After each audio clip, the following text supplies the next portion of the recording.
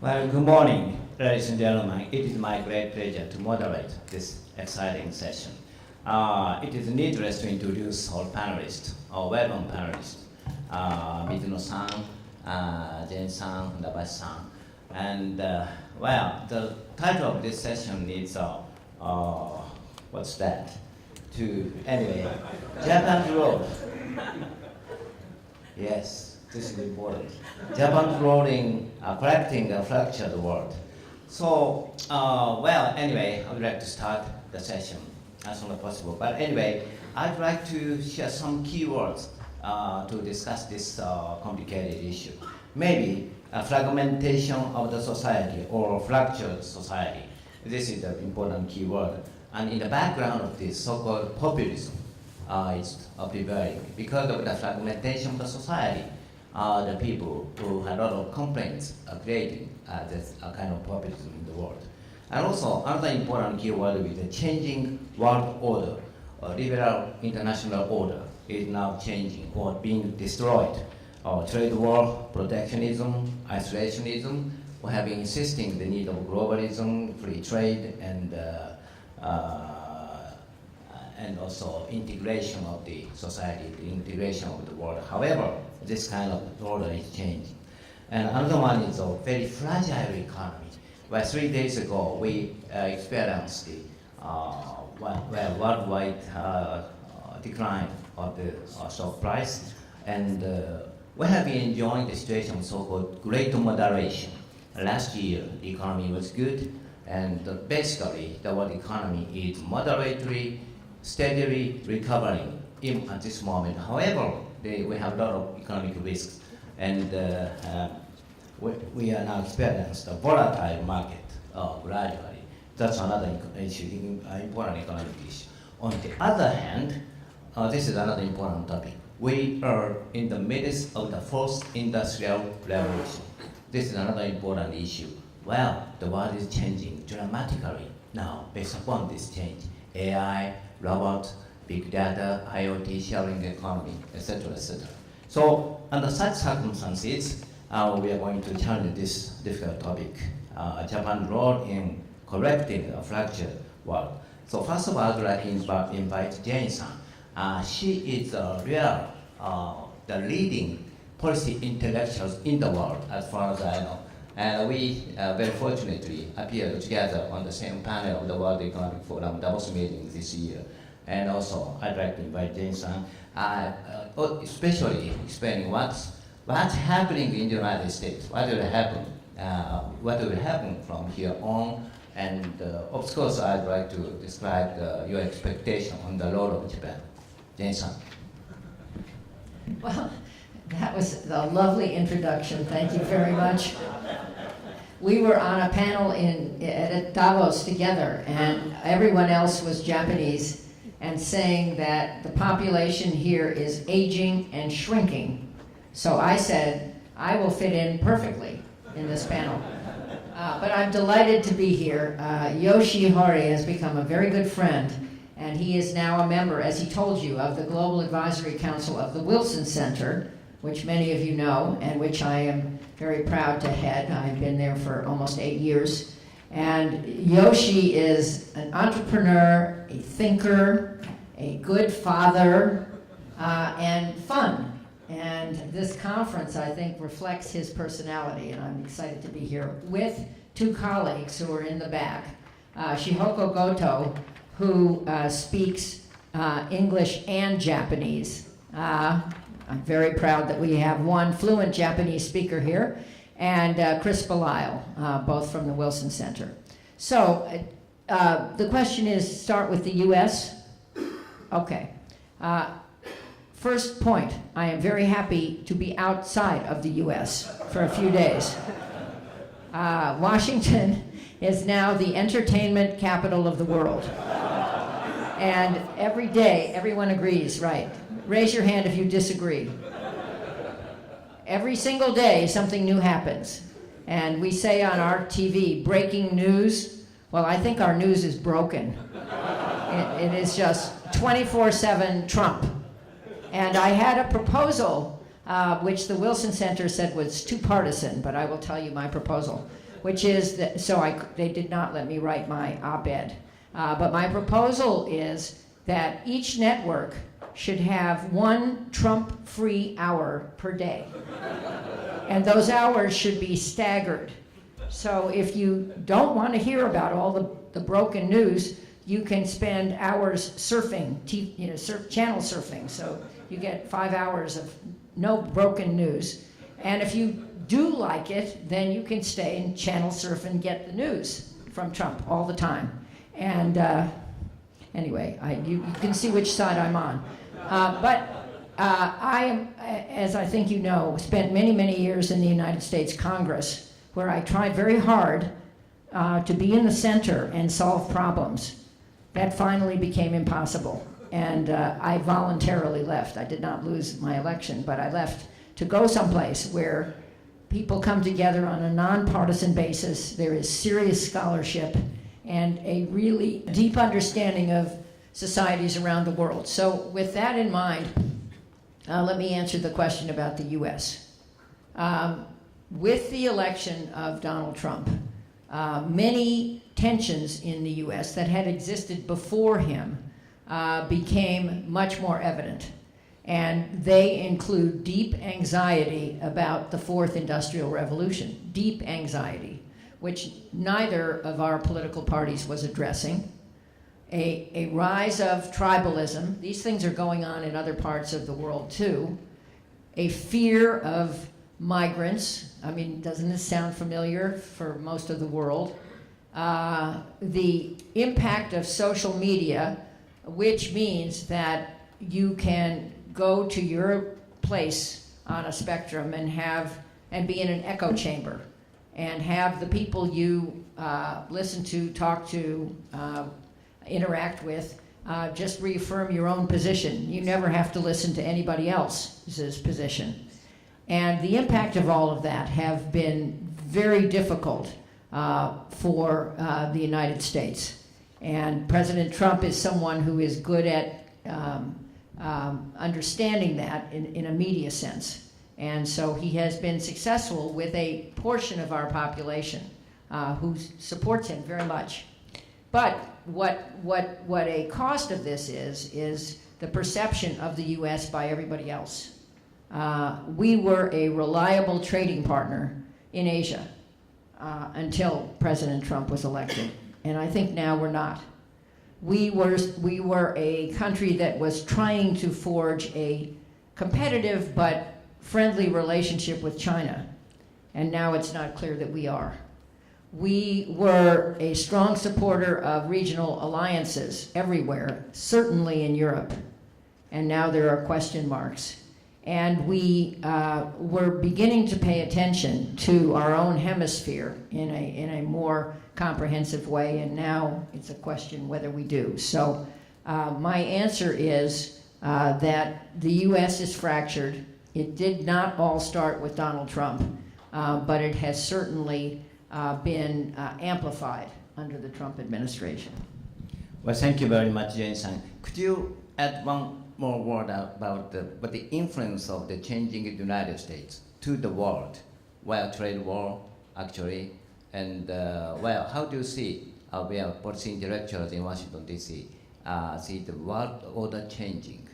Well, it's also a very vague question, but anyway, I'd like to raise 1 or 2 points on this. Well, very, very briefly, I think one of President Trump's first acts was to pull out of TPP, which still is a very good and strong trade agreement, and congratulations to Japan for assuming leadership and for trying to expand it beyond the other 11 countries. That's a good thing.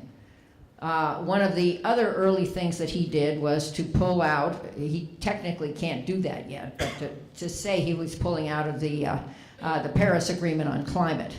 And so I think in those two big ways, a signal has been sent that the world order that was being constructed, that I thought as a pro-trade Democrat, was good for the world and good for U.S. business and U.S. workers, is changing. And Trump is trying to do bilateral trade deals, including here, But I think that whatever progress he makes will be less good than what would have been made if we had stayed in TPP. Well, thank you very much, Jane-san. Now then, I'd like to ask Funabashi-san. As you know, he used to be the editor-in-chief of Asahi Shimbun, and he wrote a lot of articles on foreign affairs, etc. Well, from the viewpoint of a journalist, could you explain what's happening in the world order? And if you have some expectation of the role of Japan, I'd like you to describe that. Well, Takanaka-san, thank you very much. Thank you very much for inviting me to G1. As Jane said, I think that world economic order is fractured now in a fundamental way. We have gone through a lot of crises over the past 70 years. Korean War in 1950, Nixon shock in 1971, oil shock in 1973, also Gulf War in 1990-91, and then Senkaku shock in 2010-12, and Fukushima nuclear crisis 2011. But this crisis, the crisis of liberal international order, is perhaps the largest and biggest crisis we have ever been confronted, in my view, because it's all about rules and norms. It's wholesale, it's not retail, and this is fundamental. And Japan actually has been the largest beneficiary of US-led liberal international order, and that this order is now in crisis.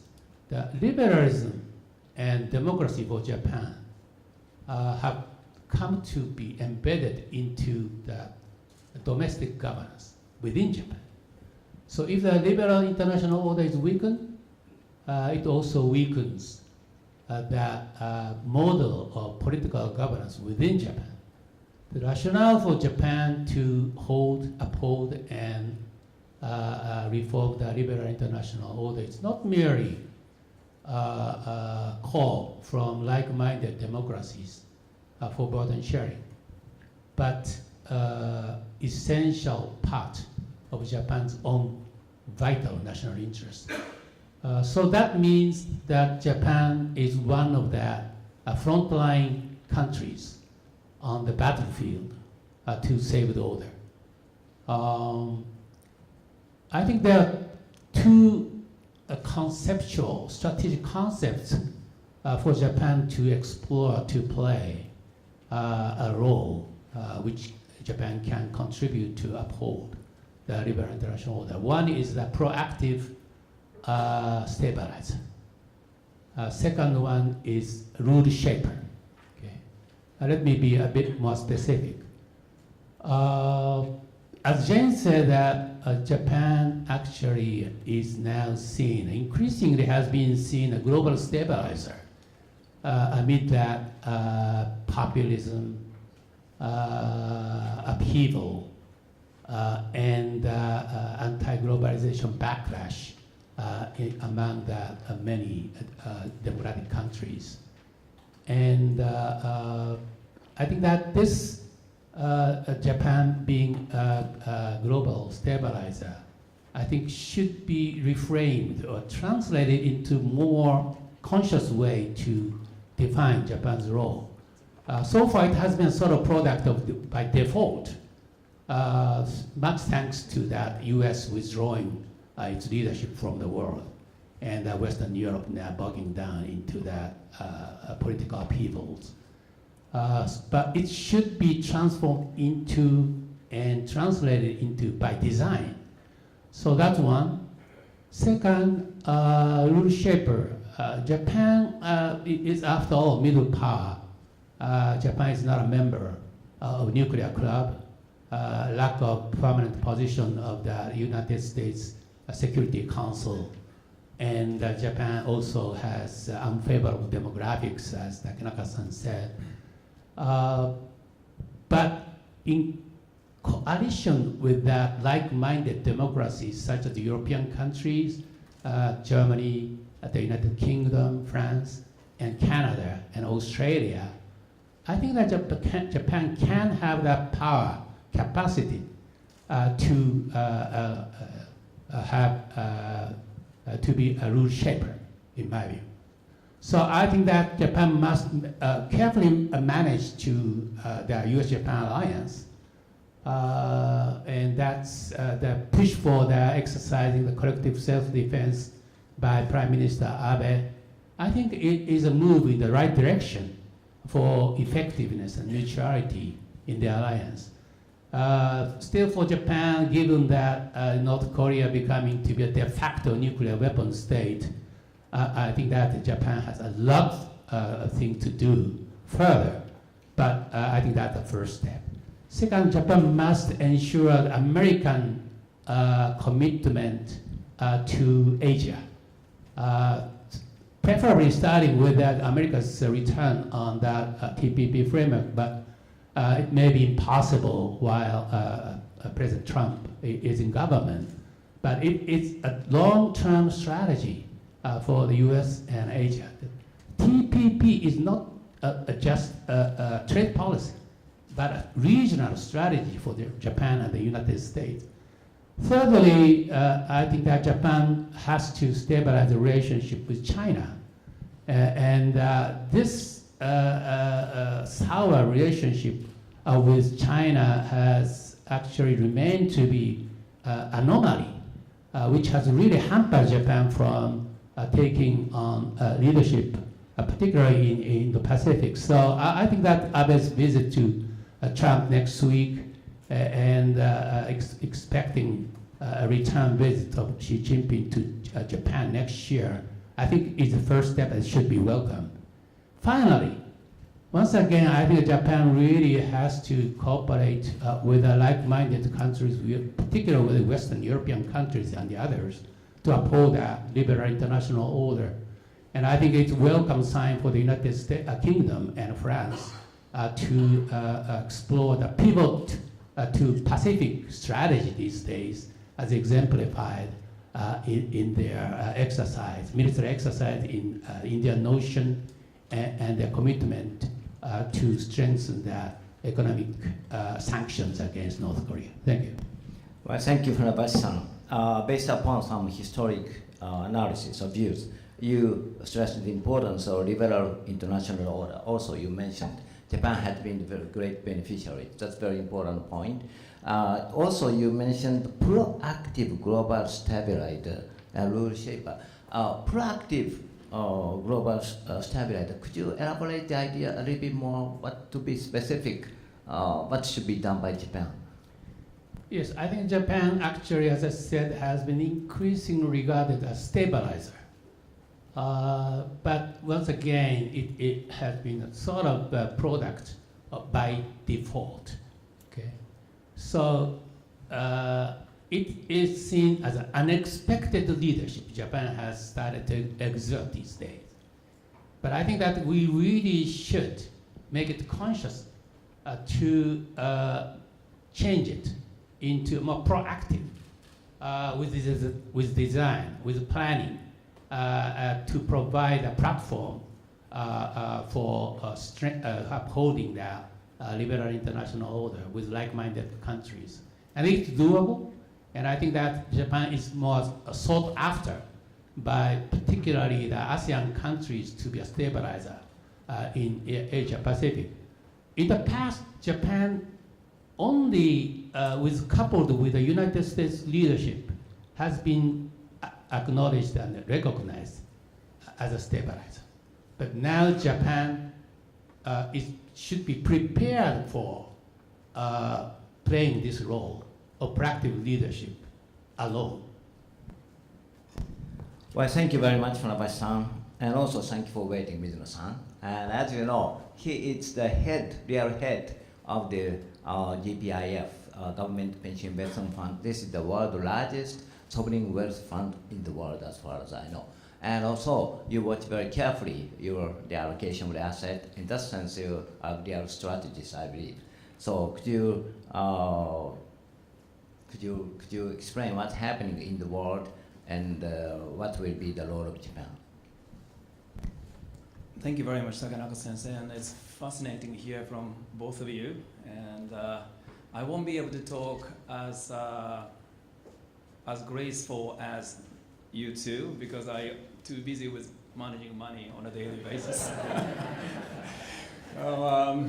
GPF managed 1.6 trillion US dollars, and so we have very globally diversified portfolios. So having a view on what's happening in the world is very critical for my job.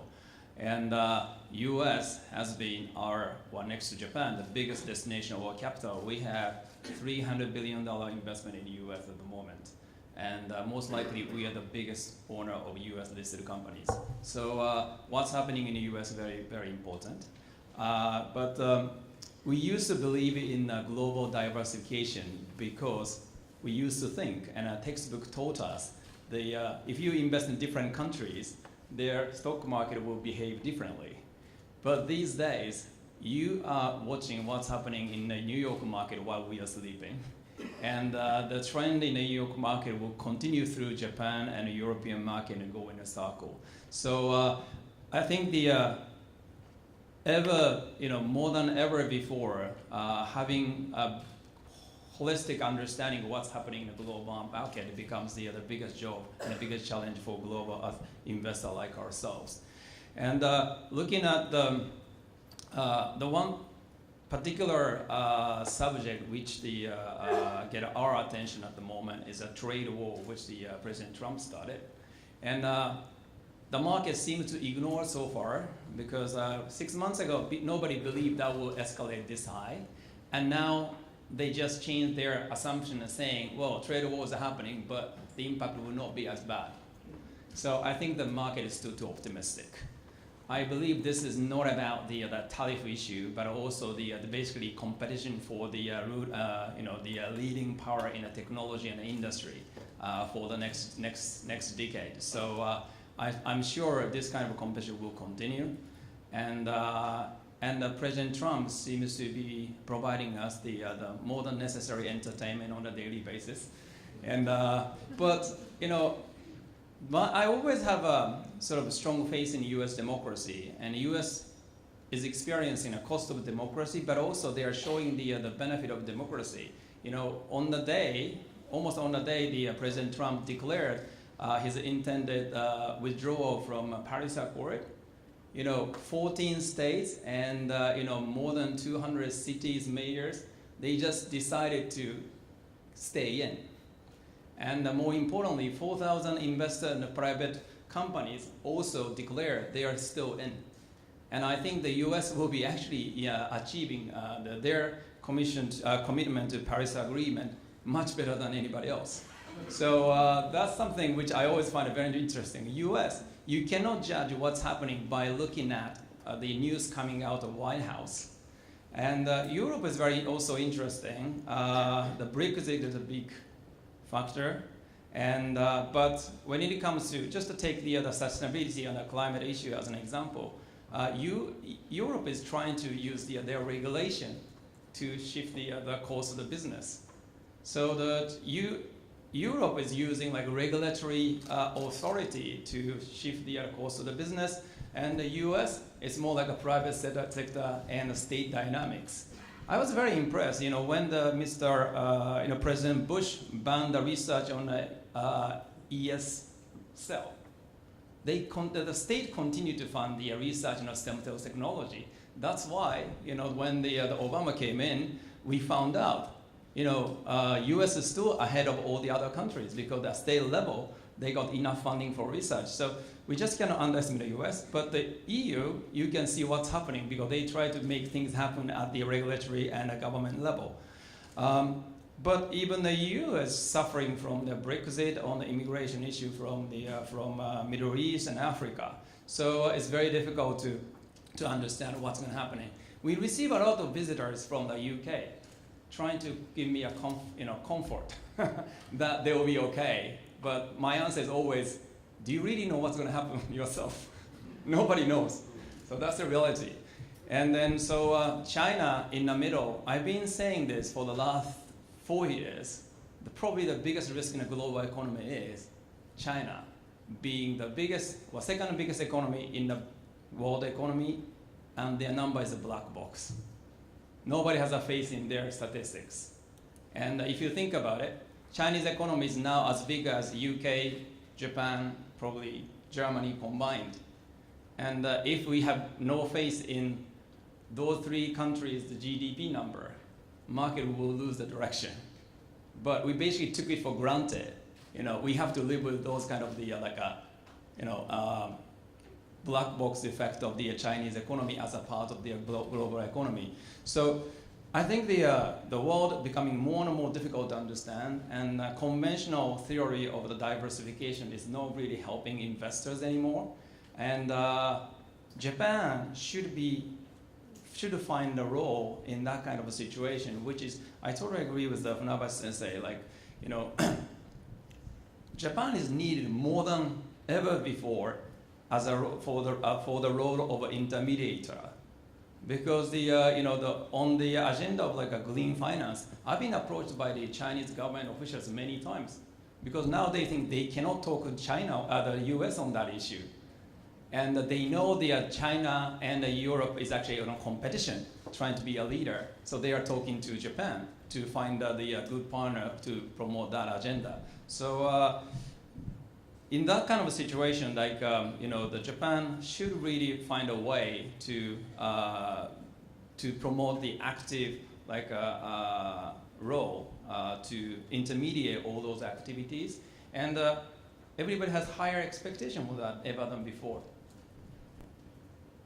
Well, thank you, Mizuno-san. From the investor's point of view, you described what's happening in the world order, and also you use the term intermediator. Well, as far as I know, you are playing a very important role in the government to develop the idea of the sustainability of the environment.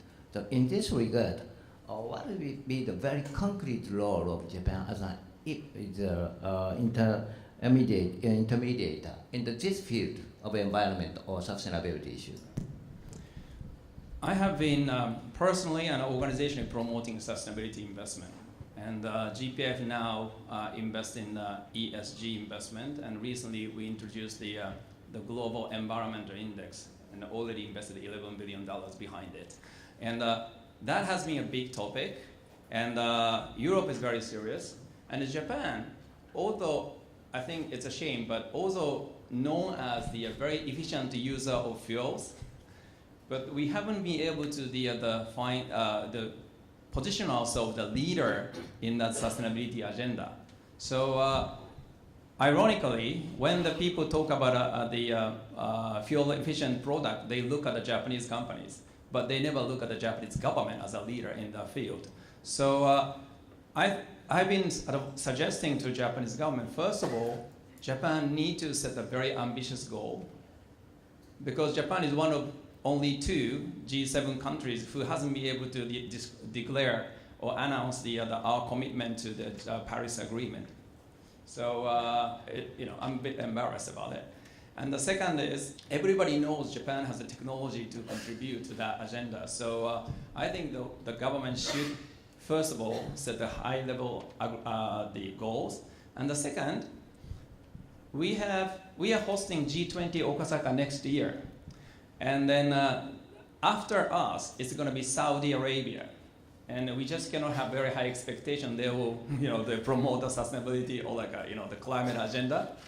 And I really think that Japan should play a key and a leadership role to continue on the climate and sustainability agenda. But I understand Abe administration find it very difficult as US trying to veto everything related to sustainability. The last year, Canada, they vetoed all the inclusiveness agenda, and this time they are trying to veto the sustainability agenda. And Europe is very serious, and China is serious. So I think that Japan is kind of only hope at the moment to continue to promote this agenda.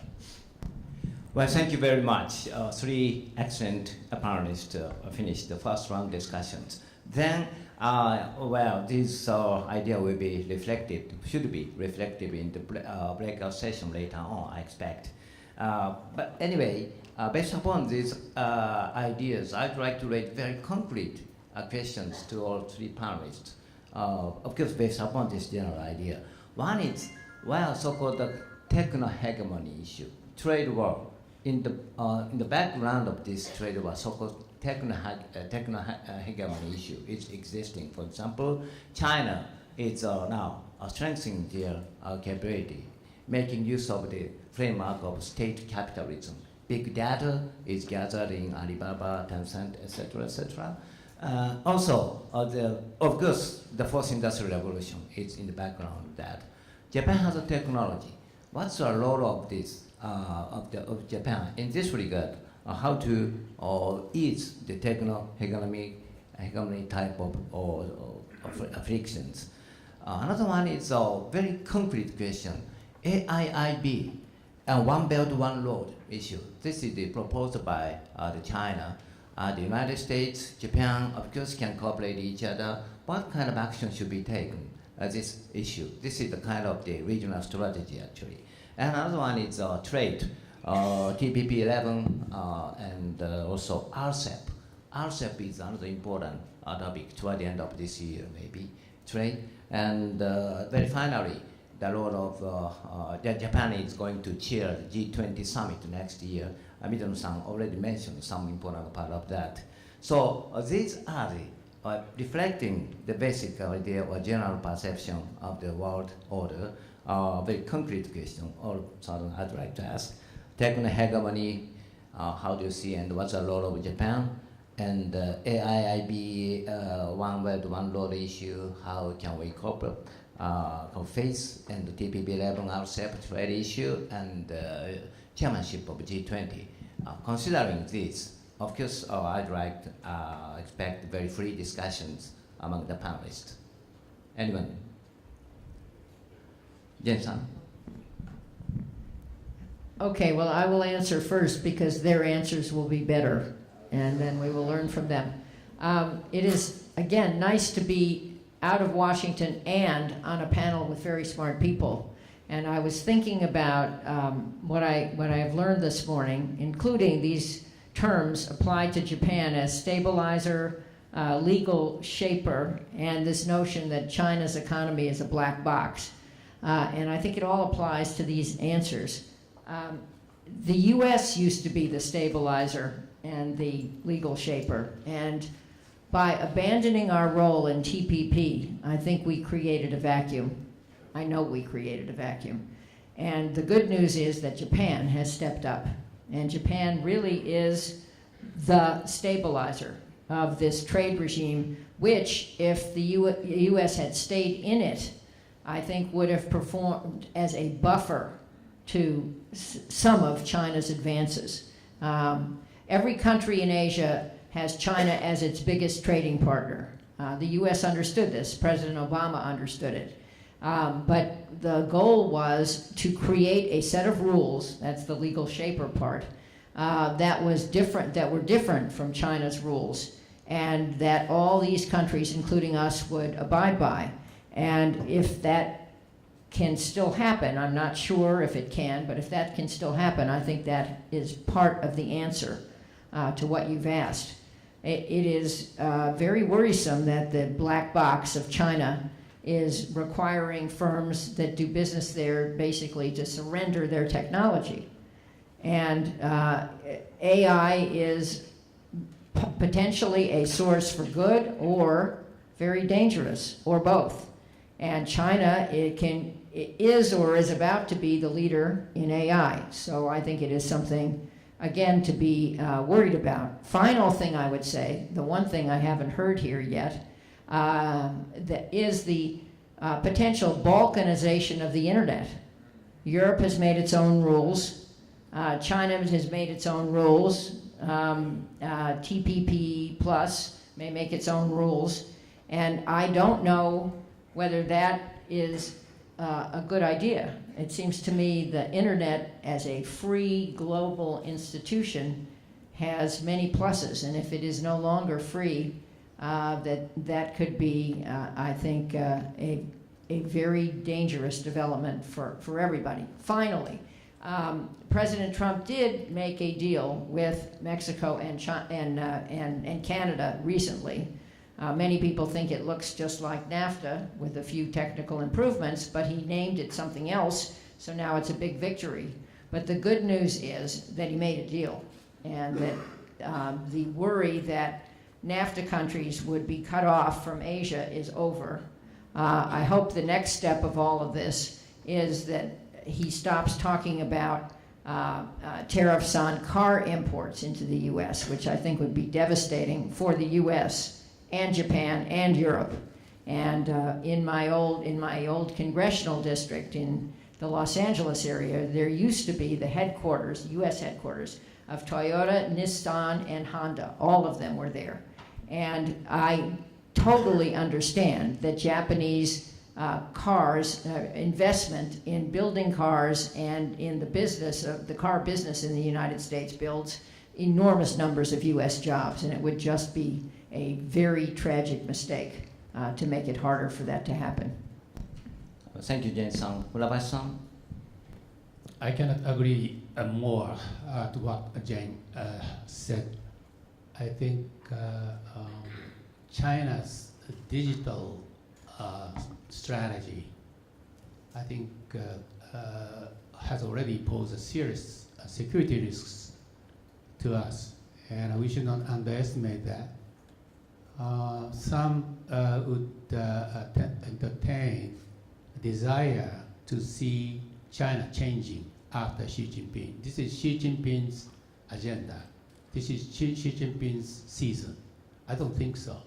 China already has set a goal to achieve the hegemony, particularly in technology, by 2049.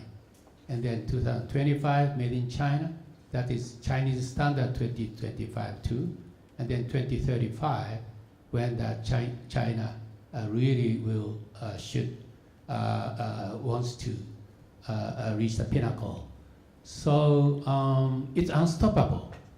Nobody would intervene there. There would be no external checks and balances to rein in China, unless until that liberal democracies should be prepared to cope with that, this challenge, in my view.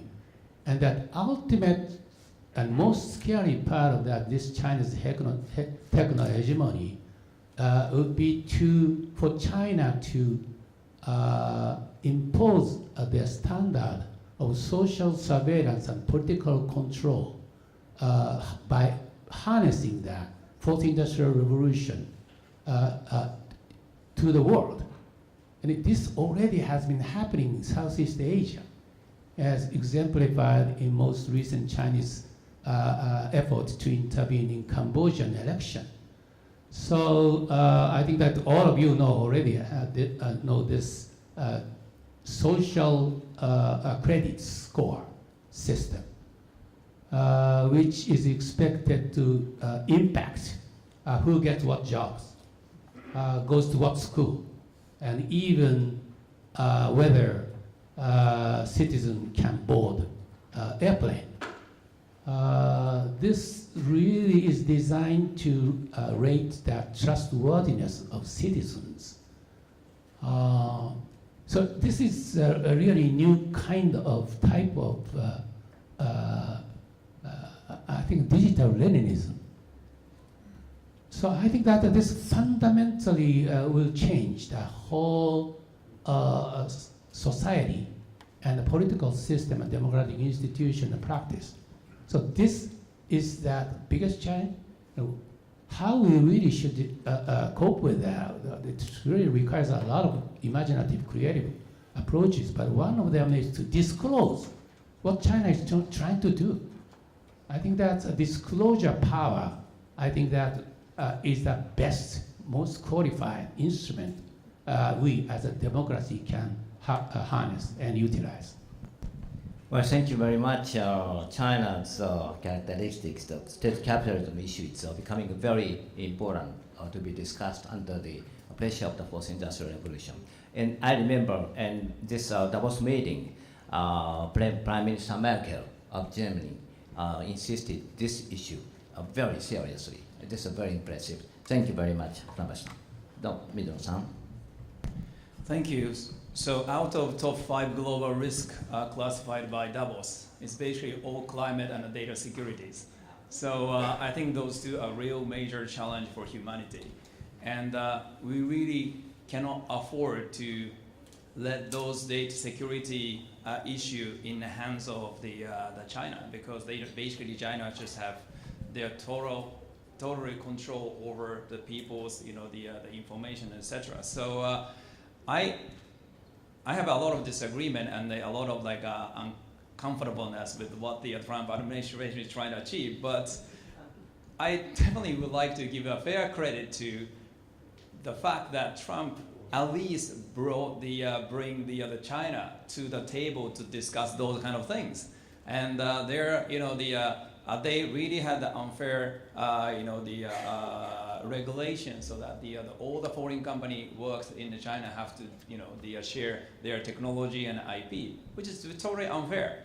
And it wasn't until recently everybody knew about it, but they have to compromise because they knew that's going to be the biggest market for their companies. So this is something we need to work it out. And Japan, Europe, and US have to work together on those issues. We just cannot build any democracy based upon the suspicion that our elections always intervened by some other countries, which is not possible. So I would think we need to work together, particularly on those data security and the internet hegemony issue together, and putting those the immediate and the selfish business interests or commercial interests on the side. Otherwise, we will get into the really difficult situation. And about the One Belt One Road.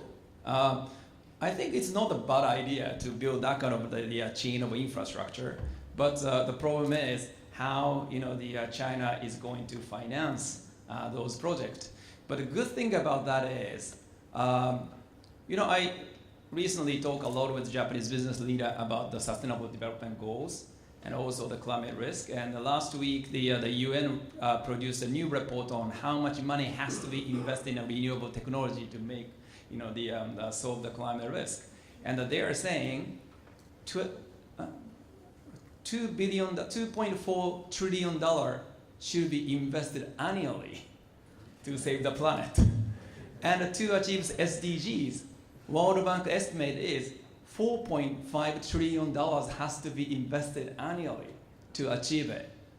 Nobody can afford it. Even China cannot afford it. And the public sector definitely has no money to do that. So every global project now have to bring in an international capital. And that's why no country can push any particular project at a global level by themselves. So we should be able to participate in that kind of the global agenda.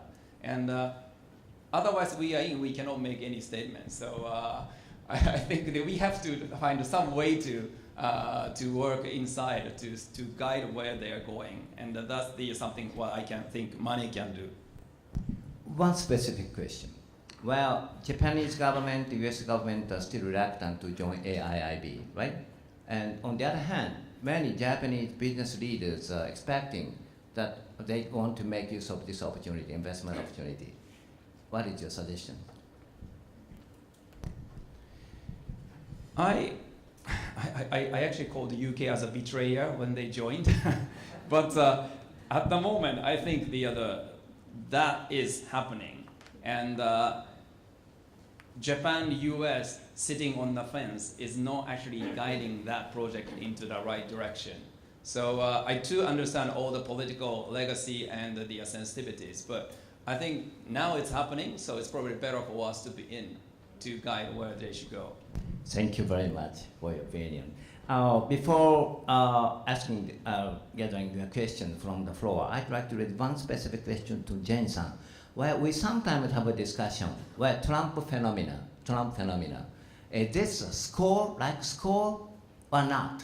Well, now we experience a hard rain, but it will stop. sooner or later.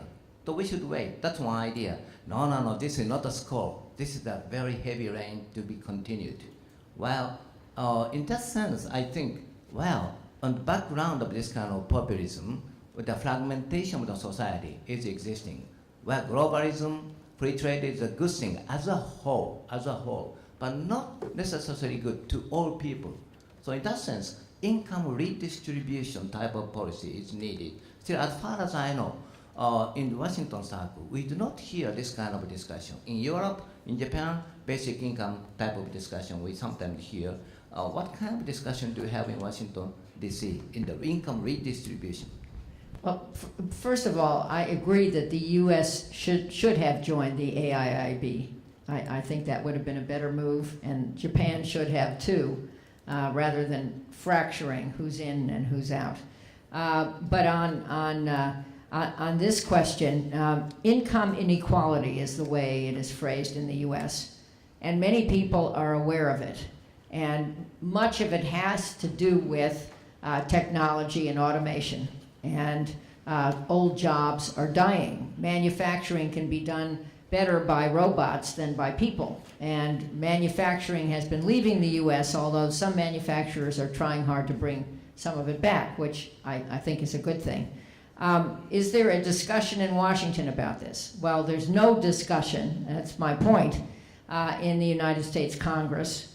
And the White House has a point of view, but there's no discussion with the White House about its point of view. The only places left are the think tanks, where we try hard to do this. And I think the answer to this problem is to focus on how to create new jobs. It's not an easy thing to do. How to change education, including business school education, to equip people for new jobs. In theory, the robots should do the dirty work, and people should think and should design better robots.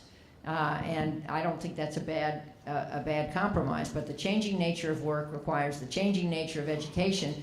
Also requires education beyond school, education in the workforce, and constant ways to upskill the workforce. And that has never gotten enough attention in the U.S. We have something, I will think of the name of it, a program, a funded program for displaced workers, which doesn't work at all.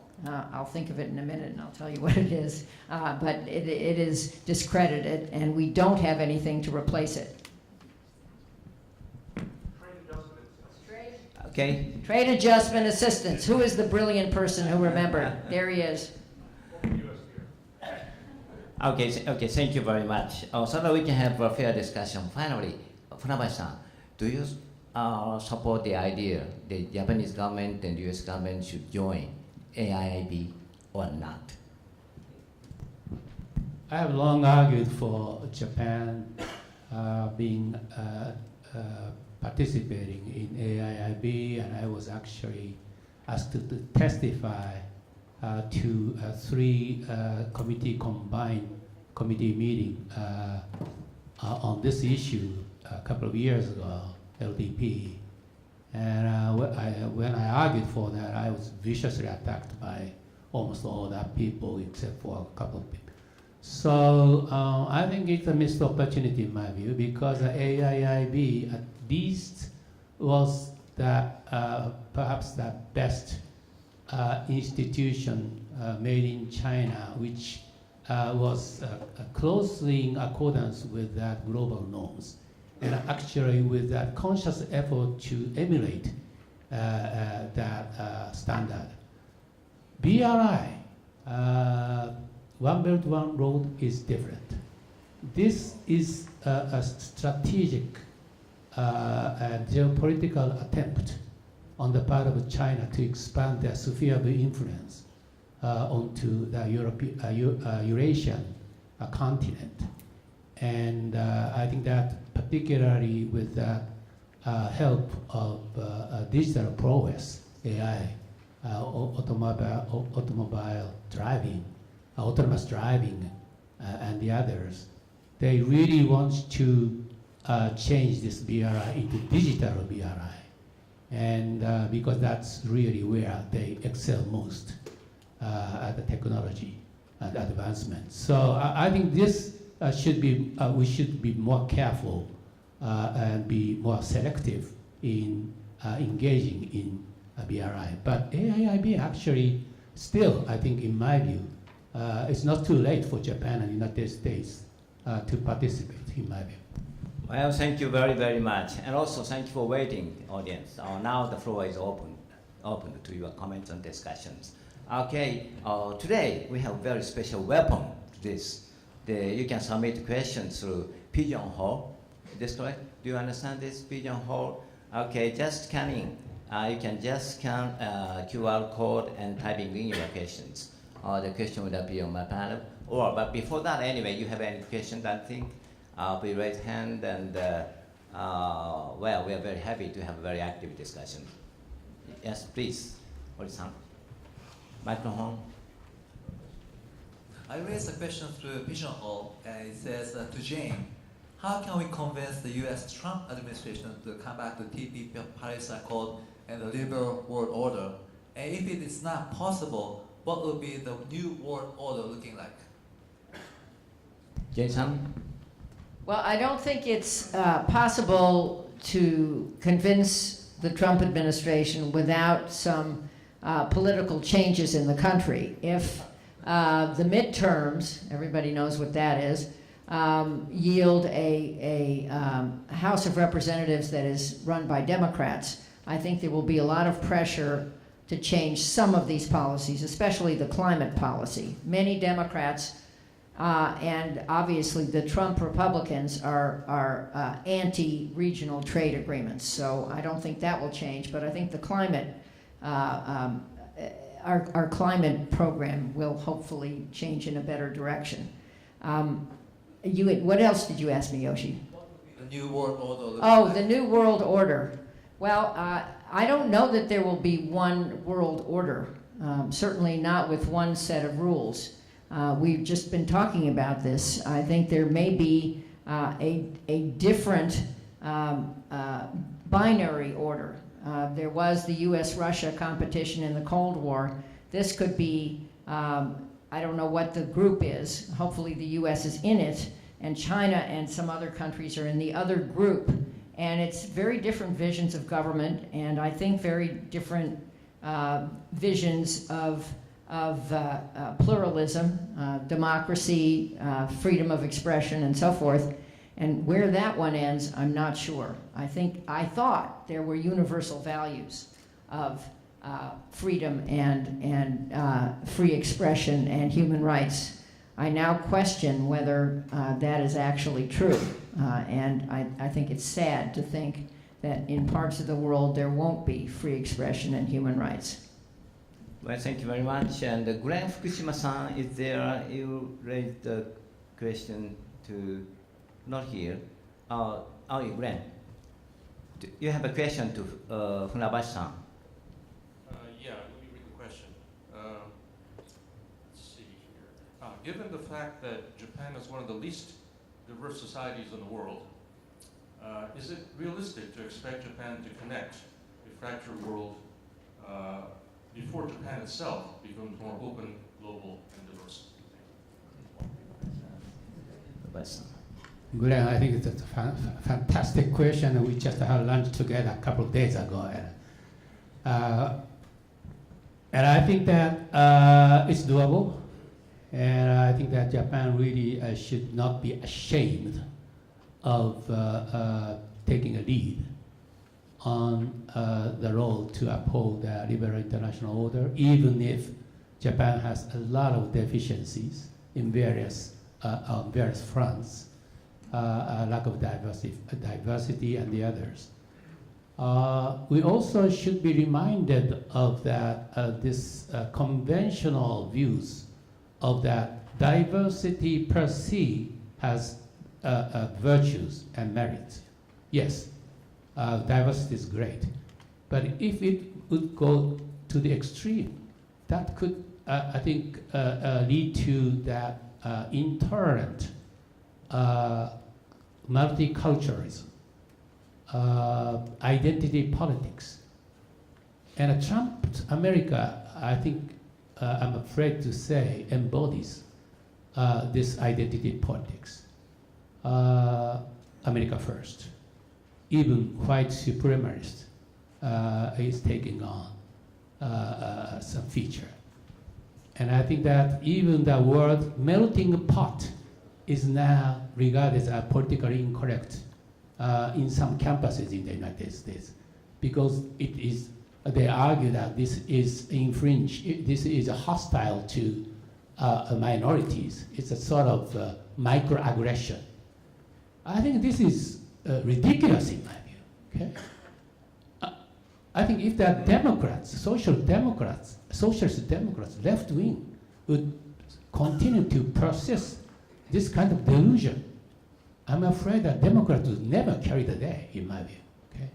So I think that Japan also should be very much reminded of that some pitfalls of those political correctness, which have been very much pervasive and prevalent among some of the democratic countries. Well, thank you very much. There's an anonymous question, but a very important question to Mizuno-san. Next, Lehman shock type of financial and economic meltdown. When and why do you think this will occur? Why? It's anonymous question. I want to know who asked that question to me. You, okay. I don't know why the crash will happen, but I think we have used to unprecedented monetary easing over the last decade. And now US is trying to get out of it, and Europe may join, and Japan still don't know when they can exit. But I always tell my staff that the people cannot forget, we have been operating our portfolio over the last 10 years on such a nice and comfort cushion on monetary easing. So when they reversed historic experiment of monetary easing, I'm not that optimistic people can handle it so smoothly. So I'm not giving an answer which I think is a particularly big risk, but I always think that the people just shouldn't underestimate the very unusual situation we operated our investment over the last 10 years, and now it's changing. And that's one thing. And the second thing is, probably the biggest source of the risk is people's optimism. I said this at the Milken conference because I was asked what's a black swan in the market. I think black swan is a people's optimism. People are just over-optimistic in everything, and we like it, so. Well, thank you very much. Only 2 minutes left. So, Joshua Walker, Mr. Joshua Walkerson, yes. So the question I asked was about what Japan's opportunity is post-Abe. So 2019, he hosts the G20 summit with the G7 in France. 2020, he's got the Summer Olympics. What happens after Abe? So much of what we've discussed so far is personality-driven, his personal relationship with Trump. What does Japan look like beyond that to the future? Funabashi-san, I'm ready to answer. Joshua, I think this is the toughest question. Everybody would like to abhor to think of this post-Abe, because to be honest with you, there are no real viable, promising contenders to after Abe. I think that's a pity. Shinjiro Koizumi and a couple of others are very much promising, but perhaps it may take a little bit more time for them to take the floor, to have the floor. So, and also in the past 50-some years after the LDP was formed in 1955, it's almost a golden rule, which is that after the long tenure administration, it always ensues that short-lived turnover of the administration. So I'm afraid that maybe again that what will happen after Prime Minister Abe would phase out. Hopefully, that younger generation of politicians, particularly who are savvy at the technologies and sharing a sense of urgency and crisis that Japan actually is already has started to lag behind. This fourth industrial revolution should have the chance to rule Japan. Okay? Yeah, I just wanted to add that in politics, 2 years, 2 weeks are a long time. And it is very hard to predict what things will look like. Prime Minister Abe has been re-elected for a third term. He will be the longest serving leader in Japan's history. But it is very unclear what happens. Time is up in the US with these midterms, with the election of many, many more women to our various legislatures. By the way, I think it's disappointing there's only one woman in the cabinet here. That is not good, according to me. Who agrees with me? Come on, okay, see, but my point is, a lot can change. President Trump's own fortunes could change considerably. We still have a legal investigation. We may have impeachment. We have all kinds of things going on in the United States. So pairing those two, Abe and Trump, in 3 years, it seems to me, is just a conjecture at this point. Final short comment from Mizuno-san. Very quickly, yesterday I brought a team of global asset owners to meet with Kei Danren. And Kei Danren presented the Society 5.0 in line with SDGs, which is quite impressive. You know, I think that all the country is going to compete to set the what kind of society they want to create, not by leveraging what they have already. So I really, suggest you to read the papers coming out from Kei Danren on Society 5.0, which draw really, really strong direction where Japan can find business opportunities. Well, thank you very, very much. As for Prime Minister Abe and post-Abe, I'd like to say many, many things, but this will be done in the breakout session. Anyway, very finally, please give big hand to excellent panelists. Thank you very much.